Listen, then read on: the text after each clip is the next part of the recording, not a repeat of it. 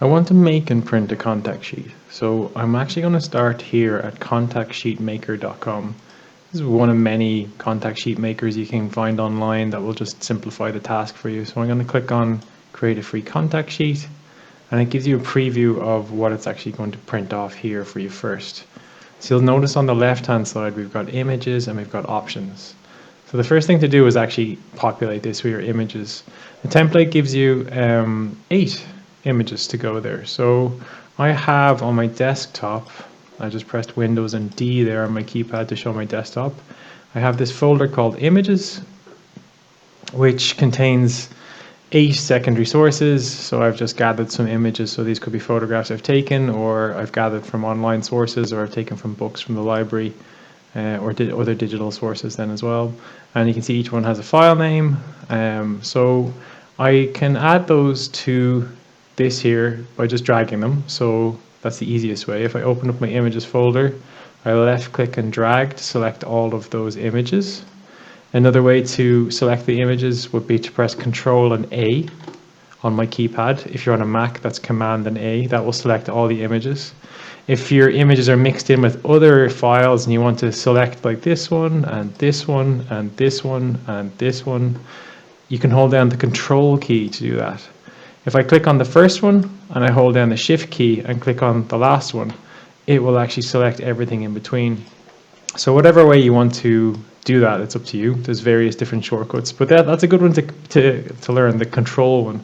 If there's lots of files in a folder and you only want to select some of them, you can highlight them that way. So for me, I'm just going to grab them all, and I'm going to left click and hold and drag and drop them onto there. And this uploads the images to our contact sheet. So now that they're all uploaded and processed, we can go into the options over here. So you can orientate your page landscape or portrait. In this case, I'm going to do a portrait, but let's just see the options here for columns. So if I said it was 3 columns and 2 rows, I would get that, but this would be spread out over page 1 of 2 now. So our second page would look like that. So you want to strike a balance in between the amount of pictures you have on a page. So here we'll go with 2 columns and 4 rows. And then I'll just adjust some of the other options here as well. So this one here, fill image. If I click yes on this, it will actually just maximize the space. If I zoom all the way into this, you'll see that the contact sheet maker automatically pulls in the file name. So I can see fern.jpg here, and I can see geometric patterns.jpg there. If you don't want those, you can hide the file name, and that will give you a little bit more space. So it's entirely up to you. Sometimes when people are actually printing lots of photographs that they've taken themselves, you'll get the reference for the file number. So it'll be DSC-142, whatever file naming system your phone or your camera uses. And that can be quite helpful if you actually want to locate a particular file on your computer after you've printed these off and stuck them into your notebook or anything like that. I won't play with any of the other options there for now. I'm kind of happy with what I've got. I'm going to click on download, and this will compile this image as a PDF, which is the file format that you want to use to send to the printers, which we will do next.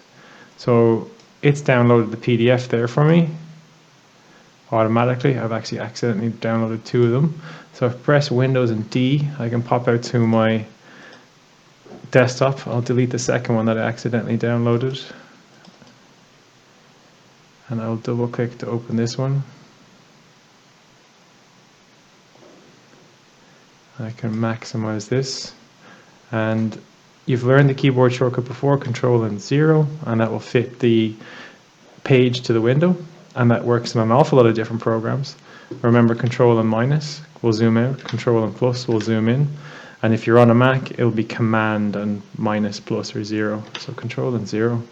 So now I'm ready to print this. So I have to go to print.ncad.ie, and I can also access that from the website here. So if I'm on ncad.ie and I go to students, I come down to IT support, and here on the left I will find printing. If I press Control and F, and there, on campus printing.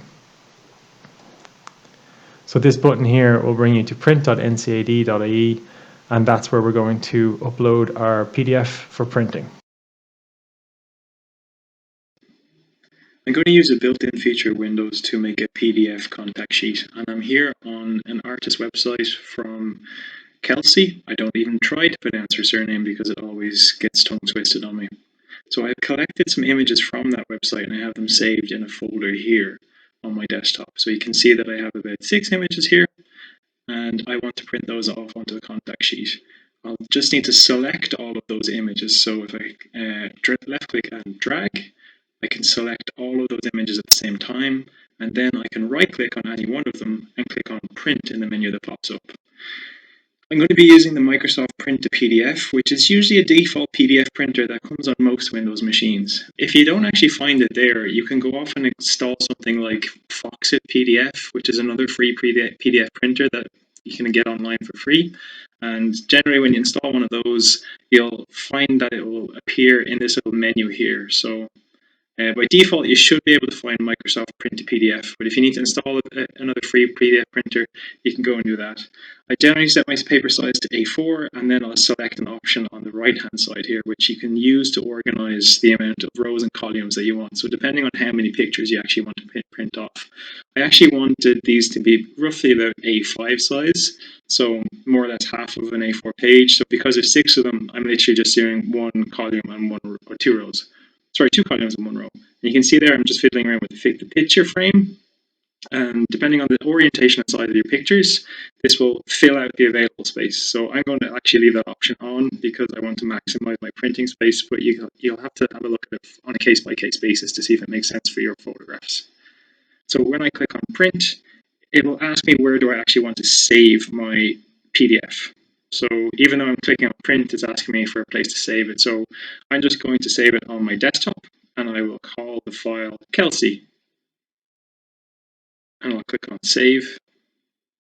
And then the Microsoft Print to PDF kicks in, and it takes the images and formats them into a PDF for me with 2 pictures per page, so 3 pages in total. So if I go right to my desktop, and just off the screen here, I have the file that has been saved from the PDF printer. And now I am ready to take both of the files that I've created in 2 different ways and start uploading those to print.ncad.ie in the next step.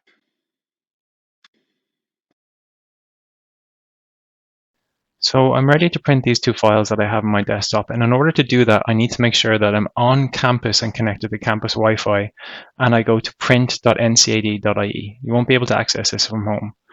I'll enter in my username and password, which will be your student number and password, and I will go on the menu to the left to the option that says Web Print. Here I see a button that says Submit a Job, and I just have to pick out the printer that I want. So Follow Me Color Virtual is for color printing, Follow Me Mono Virtual is for printing in black and white, and Follow Me Duplex is for printing front and back. So if you actually don't know what a duplex is, it's basically when you print on the front and the back of the page at the same time. So 2 images on 1 page. Generally, you'll use the Follow Me Mono. I'm going to print in color for this one.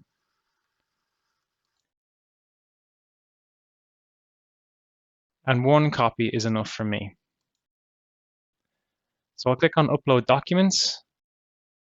And here I can either drag files or I can click upload for my computer to select the files I want. So on my desktop, I know that I have 2 PDFs that I want to print. So the first one is Kelsey and the other one is Contact Sheet Maker. So I hold down the control button on my PC or the command button on my Mac. And just to note that the max upload file size is 100 megabytes. So I'll click on Upload Complete, and this will send the 2 files to the NCAD print server where they will process. So the spinning wheel here indicates that the file has been uploaded and processed, and when they're ready, they will be rendered in a queue and available at the printers.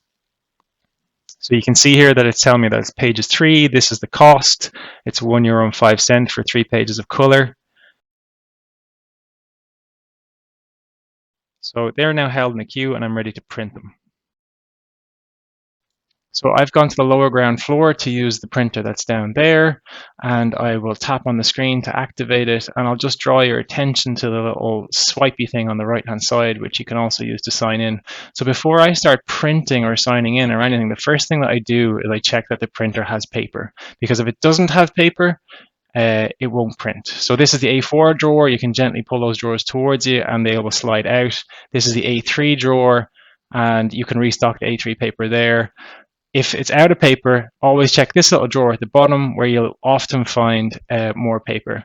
So if the printer doesn't have paper in it and you print it, nothing will come out until it's reloaded. So it's a really easy way to lose your print. So check first. So next step is to sign in. Click on the sign in button.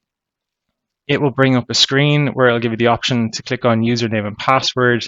When you click on that, you'll be able to click into each one of these fields, and a on-screen keyboard will pop up where you can enter in your username, which is your student number, and your password. And then you click on go or sign in. If you have an NCAD student card, you can swipe it. Not all of the swipe magnetic strips work on all the printers, but it's the fastest way to sign in. You'd be presented with 3 options when you do sign in: print, release, scan, and copy. We've uploaded our files for printing, so we go into print release. There we see the jobs that we've actually uploaded. And we can see down the bottom here as well that we have the option as printing as grayscale, or printing as two-sided, which is duplex, or deleting. So I'm going to say select all jobs. Oops, my fat fingers. Select all jobs. And then I'm going to click on the print button. Then the machine will start flashing and getting information from the server as it wires up and it starts printing. Hopefully nothing goes wrong and there's enough paper in the machine, and out come your prints, in theory. Sometimes this doesn't always work. So if you need help, you can email IT support. I recommend using the printers in the library where there's actually people on hand to help you. What's really important is that you come back to the screen and look where you're actually logged in. So in the top right-hand corner, it's essential that you log out, and that will prevent other people from using your credit on your account. So let's take a look at the printouts then. Nice, good quality printouts, lovely images, all ready to be chopped up and put into a notebook or used in the studio.